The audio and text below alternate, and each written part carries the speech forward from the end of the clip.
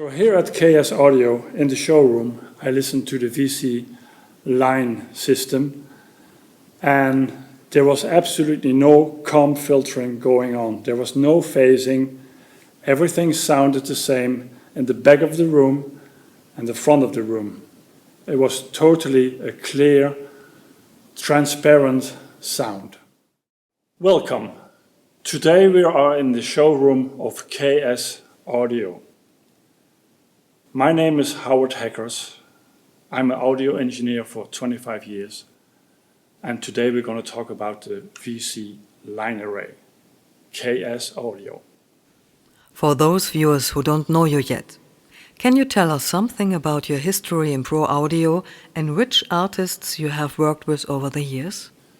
I am a live sound engineer, and I have worked with artists such as Rodger Hodgson, formerly of Supertramp, Liza Minnelli, Art Garfunkel, Christopher Cross, to name a few. With Rodger Hodgson, I almost did 1,000 shows all around the world. Same for Liza Minnelli. I did many European tours and also tours in South America or United States. I do about 250 to 300 shows in a year. So I've been around the world quite a few times. That's an impressive career. Which artists were a real challenge for you to do the front of house for, and why? The real challenge of all this is that with Rodger Hodgson, every day we had a different PA. Every day it was a different venue, and every day it was a different acoustic. So the problem is that first of all, you learn a lot of that, but the problem is that you have to work with the system what you provided with. Later, in a later stadium, we used our own PA system, which makes things a lot easier, because you know the system, you know the problems eventually. You just have to participate to the acoustics of the venue.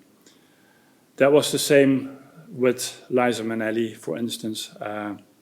We started with our own PA system, so I knew if my settings in the console would be right. And later on, we traveled festivals, and then again, we didn't have our own system, so we had to participate with that. In your career, you probably came across speaker systems that make it very difficult for you as a technician. Is there a common reason why it was so difficult to work on these systems? Yes, there are quite a few common reasons why it's difficult to work with different PA systems. Myself, I prefer a PA system which comes with a package of amplifiers provided by the company who designed the system.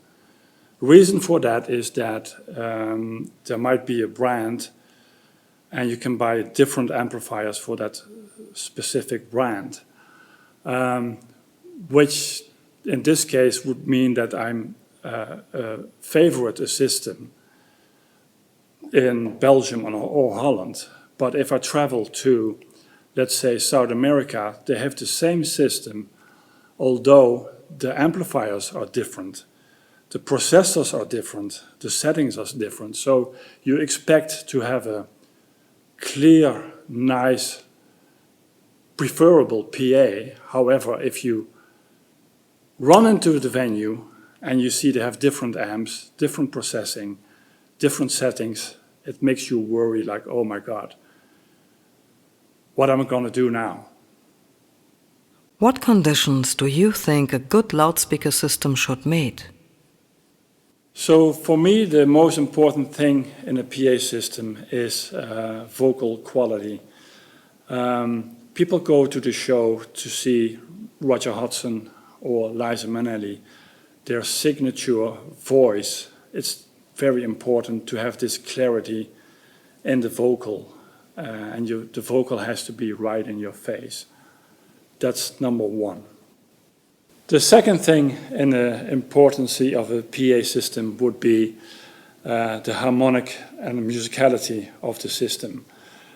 First of all, you have the clear vocal, which you have to in your face. The second thing is that the guitars, drum kit, the whole band needs to be harmonic and be spread out in the PA. It is certain that at one of your many jobs, you have worked on a KS audio speaker system. Do you remember this? And if so, why did it stand out? Yes, I do remember that we used the KS systems a few times in Germany on tour with Rodger Hodgson, formerly of Supertramp. And I do remember because the system was very clear. And for me, the most important also about a system is that there's not a lot of noise in the back of the system. And Rodger has a small voice, so I have to boost that vocal quite a lot not to run into any feedbacks. And I remember those shows we did in Germany with KS, we didn't run in those problems, having those low-end feedbacks. And also I remember because it was a well-hang system.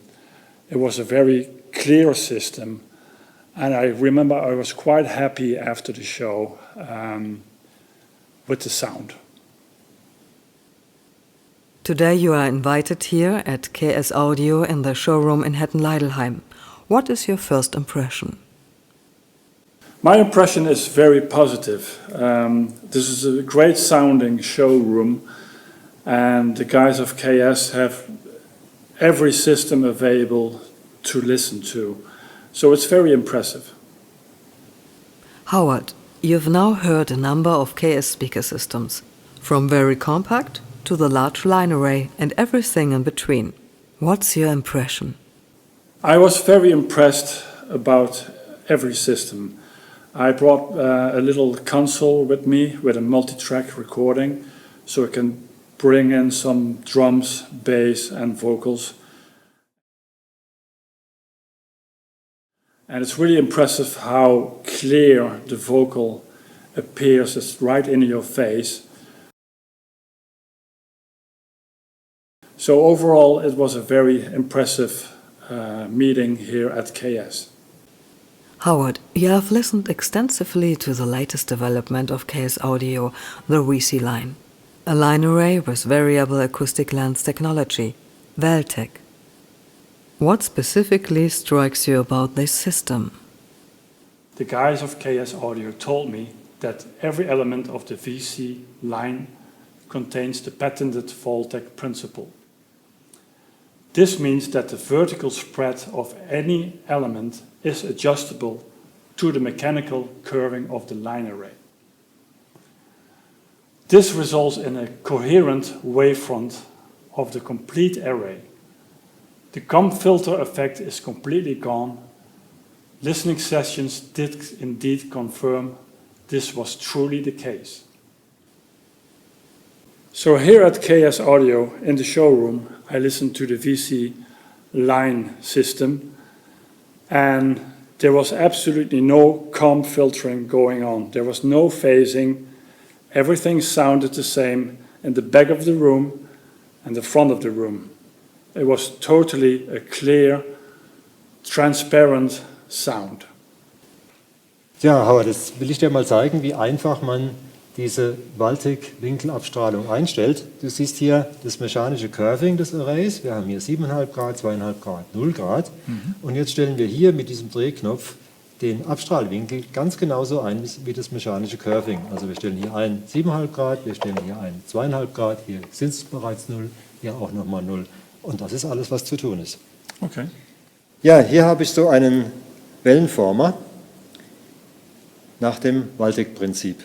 Hier ist der Eingang für den Treiber, hier die schlitzförmige Austrittsöffnung. Dazwischen befinden sich jetzt zwei drehbare Elemente. Der Schall geht hier rein, läuft durch 24 Kanäle bis da vorne wieder zu diesen 24 Austrittsöffnungen. In diesen beiden Elementen ist die Länge der Kanäle unterschiedlich. Das heißt, einmal läuft der Schall hier länger, einmal läuft er hier länger. Und wenn ich das jetzt gegeneinander drehe, dann kann ich das so einstellen, dass der Weg hier und hier gleich lang ist. Ich kann es aber auch so einstellen, dass der Weg hier und hier länger wird. Und dadurch ändert sich die Krümmung der Wellenfront, die vorne austritt.